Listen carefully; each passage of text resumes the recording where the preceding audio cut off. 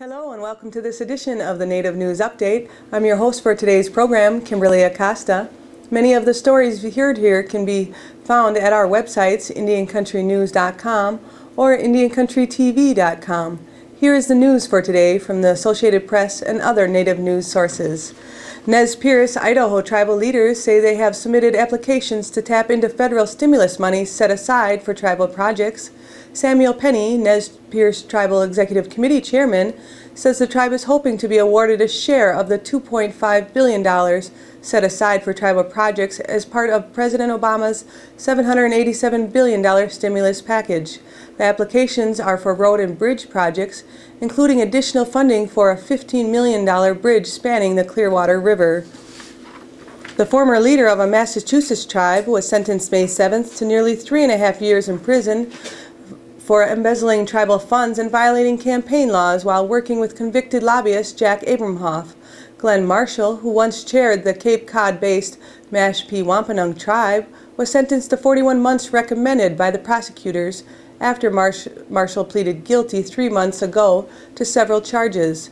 In imposing the sentence, the judge rejected claims by Marshall's lawyer that he was merely a pawn in the hands of Washington lobbyists who offered to help the 1,600-member tribe win federal recognition. The judge also ordered Marshall to pay restitution of $383,000 to the Tribal Council and $84,600 to the Social Security Administration for collecting fraudulent disability payments. The University of Nebraska at Omaha is marking its largest class of graduating Native American Studies program participants. The ceremony was held on the campus May 7th to honor the 12 undergraduates and 1 graduate student completing minors in Native American Studies this year. The Native American Studies program was established at UNO in 1992 and boasts nearly 150 alumni. The program regularly offers coursework in federal Indian law and tribal governments, as well as in Native American literature, histories, religion, and cultures. Hawaii's congressional delegation has reintroduced a bill from 2007 that seeks to give federal recognition to Native Hawaiians. The Akakak bill was introduced in the U.S. Senate and the U.S. House of Representatives on May 7th by the state's 4 Democrats. They say the bill is critical for the future of the state. It gives recognition similar to that of the American Indians and has a provision that would bar legalized gambling operations. The Native American Government Reorganization Act was approved by the House and the Senate Indian Affairs Committee in 2007. It was shelved when President George W. Bush threatened to veto the bill. Ice jams for the spring breakup continue to slowly move down Alaska's Yukon River, inundating small villages along the way. The National Weather Service says that the ice jam broke May 11th near Stevens Village, where severe flooding has been reported.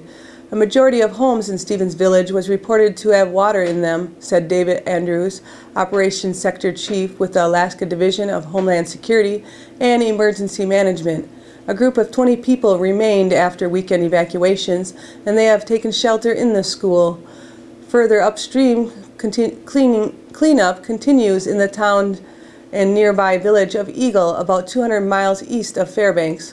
Flooding and ice essentially destroyed Eagle Village, a traditional Hankutchin Indian village, and heavily damaged the city of Eagle, interior Alaska's first incorporated city, in 1897, and the home of the Fort Egbert, a National Historic Landmark.